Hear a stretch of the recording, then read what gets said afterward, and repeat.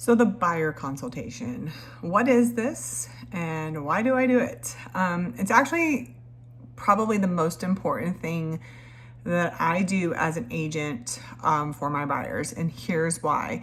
It's a super effective way of me getting to know you as the client and understanding what it is that you're looking for in a home.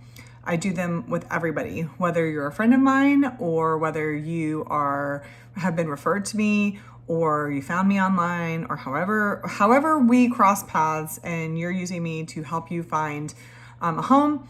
This is the most important part of buying a home. It is, it's efficient, which is, I love being efficient, but it's also the best way for me to truly understand what it is that you're looking for. And sometimes as I'm going through a needs and wants analysis with my clients, what you think you want or what you think you need and what you end up wanting or needing are two very different things. And as we talk it through and I ask questions to understand what it is that you're looking for in your next home, the conversation can sometimes turn and you can say, oh, well, I really thought we needed this, but we actually really need this instead. So what we do is we sit down, we meet at my office, we sit down and we go through what's called a needs and wants analysis. It's really important for me to understand what you actually need in a home. What are your deal breakers? You don't even want to know about a home unless it has certain things, that kind of deal breaker thing. We go through that first because the needs are the most important thing. You're obviously looking for different living circumstances or arrangements, and you're looking for a different home because the current home that you're in is not working for you. So what is it that you need to make sure that the home that you're purchasing is going to work for you both in the short term and in the long term? So we go through all the things. What is it that you like about your current home? What is it that you don't like about the current home? What location do you want to be in? All of those things. So we talk about, usually I start with location. So we talk about how far north is too far north. You don't want to go farther north than X street. You don't want to go any farther south than this street. You don't want to go any farther east or west than these streets. So we build out the boundary area. And then we discuss what it is that you need in a home. So how many bedrooms do you need? How many bathrooms do you need? How big of a garage do you need? Now, again, need is very different than want. So we go through, we have to have these things. Don't even send us a home unless it matches this criteria. So once we dial that in and we truly understand, do you need a pool? Do you truly have to have a pool? Is it a deal breaker if the house doesn't have a pool? What if the yard is big enough to put a pool in? Would you be willing to put a pool in? So we have those conversations around what exactly it is that you need in a home. And then we discuss all the nice to have things. So what is it that you want in a home? What is it that the perfect home would have? Obviously check all the boxes of what you need. And then what do you want in your home? What are some things that really matter to you that would really make it feel like a home to you? Do you want an open concept kitchen? Does that matter to you? Would you prefer a 3-car garage? Do you want RV parking, or do you need RV parking? Some people actually need an HOA or a neighborhood that allows RV parking that has an RV gate, so you don't even want to see a home. It might be everything that you wanted on the inside, but it doesn't have RV parking. Is that a deal breaker for you? So we have those conversations and we really go through, and it helps me truly understand what's important to you, the client, and what you're looking for in your home. And sometimes, just so you know, like when I have couples come in, they're not necessarily on the same page. So what matters to one person might not matter to the other person. So we have to kind of figure out what's a deal breaker to one. Isn't a deal breaker to the other one? Some might, one person might not care if it's a 2-story home. My husband and I had this conversation a lot. Like, he did not want a 2-story home. I didn't really care either way, but we had to figure out, okay, so if it is a 2-story home, will he compromise on 2-story? Probably. But he wanted the master bedroom downstairs, or the primary bedroom needed to be downstairs. So we ended up buying a 1-story home. So it wasn't like, it ended up not having to come to that. But we have those conversations because what works for one person might not be what works for the other person. And we have to figure out where the compromise is and what each person is looking for.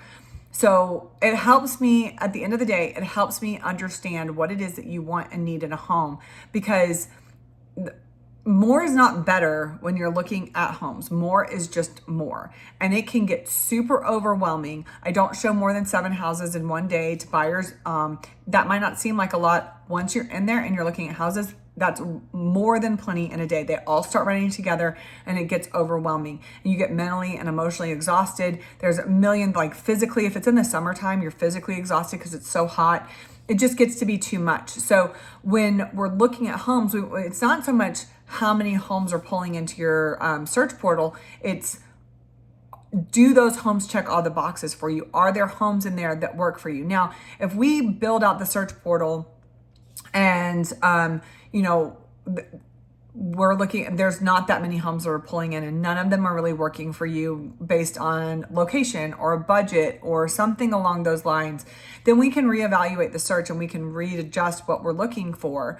Some things that might not necessarily have been true deal breakers, but really you wanted to see if they would pull in your budget, we might have to adjust some of the search criteria that way. But it really helps me understand so that when we start looking at houses and we're out looking at houses, the ones that we're seeing are ones that on paper line up with what you want, but do they in real life work for you? So that's really sort of the gist of the meeting. And these can take anywhere between 30 minutes to maybe an hour, maybe. It really depends on how dialed in and what you want are. If it, some people are kind of wishy-washy and they're not really 100% sure what they want. It's kind of like they'll know when they see it. But as we get through and we kind of dig in, we start, I guess, identifying what the deal breakers are. That's what I'm there for. And then I go over some paperwork that is broker required that I have to have in my file.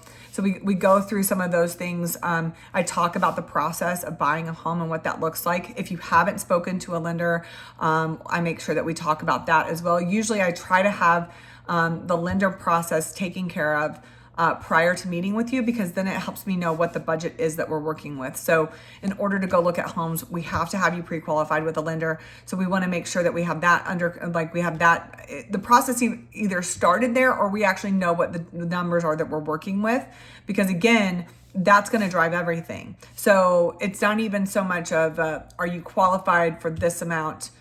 It's just so I know. So I've had plenty of clients that come in and they say, we're qualified for $600,000, but we're not comfortable with 600. We don't like the payment, and like financially, it just doesn't make sense for us. While we can buy a $600,000 home or a $700,000 home, we really are most comfortable in this range right here. So maybe we're more comfortable in 550 or we're more comfortable in 650 or whatever. Then I don't build your search portal around what your pre-qualification number is. I build it around the number that you're comfortable with. And then if we need to adjust, we'll adjust accordingly. But we have all of those conversations and we make sure we have all of that done so that when we go out and we're looking at homes, the minute you find a home that you like, we are ready to write an offer. We're not doing anything. We're not scrambling to get paperwork together or anything like that. It's a general rule of mine. I don't show homes to clients until I have a pre-qualification from a lender. We've got to make sure that you're qualified to purchase the home before I can show it to you. It's how I've always run my business. I don't do it any other way. So the buyer consultation is the very first step in buying a home. And then from there, we start looking at homes. And that process, I go through that in more detail, what the home search process looks like. But to start you off, we've got to sit down. We've got to talk about what you want in your home. We've got to talk about what you need in a home so that we know everybody's on the same page. So when we find the home, we're ready to move forward on it and we're not sitting around waiting and potentially losing what could be the perfect dream home for you.